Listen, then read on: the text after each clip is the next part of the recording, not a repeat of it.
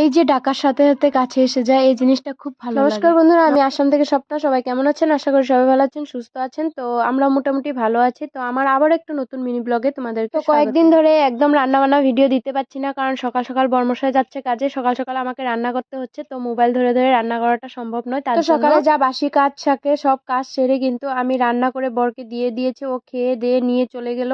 তারপরে কিন্তু সোনা বাবাকে ওই বাড়িতে নিয়ে গেছে। তারপরে আমি এদিকে দেখো বিছানাটা গুছিয়ে যখন আমি মেয়ে ছিলাম তখন আমাকে দিদা একটা কথা বলতো কি, তোকে এক দিক দিয়ে নিয়ে আরেক দিক দিয়ে দিয়ে চলে যাবে। আর এই কথাটা কেন বলতো জানো? কারণ আমি ঘরে কোনো কাজ করতাম না, শুধু ঘর গুছাতাম, এতটুকুই করতাম। আর কোনো কাজ মানে ভাত খেয়ে থালাটা পর্যন্ত ধুইতাম না, তারপরে স্নান করে কাপড় কাচতাম না, মা ধুয়ে দিত, এগুলো কিচ্ছু করতাম না। কিন্তু এখন দেখো আমি সবটাই শিখে গিয়েছি। আর দিদা, তোমাকে বলছি দেখো, আমাকে কিন্তু বর আর তাড়িয়ে দেবে না। সকাল থেকে উঠে রাত 11টা পর্যন্ত যা যা যাবতীয় কাজ, না ঘুমানো পর্যন্ত আমি অনেকটাই কাজ করি। মানে থেকে শুরু করে ঘর গোছানোর থেকে শুরু করে বাড়ি ঘর চারদিকে পরিষ্কার করে রাখা, মানে জঙ্গল উঠানোর থেকে আরম্ভ করে সোনা বাবা একটা বাচ্চাকে মানুষ করা, সম্পূর্ণ কাজই কিন্তু আমি শিখে গিয়েছি এখন। আর সবটাই কিন্তু আমি নিজের থেকে করি, কেউ কিন্তু আমাকে শিখেও দেয় না। কিন্তু বন্ধুরা, বিছানা গুছিয়ে ঘর গুছিয়ে তারপর আমি ভাত খেয়ে নিয়েছি। তারপরে কিন্তু বাসন বর্তন ধুয়ে, গরু ছিল গরুকে পাথারে দিয়ে তারপর এইসব কিন্তু আর ভিডিও করা হলো না। তারপর স্নান টান করে খেয়ে দিয়ে সোনা বাবাকে ঘুম পাড়িয়ে আমি বিকালে কাজগুলো সেরে নিচ্ছি। আর দেখো দিনটা একদম মেঘলা করে ফেলেছি, বিকাল দিকে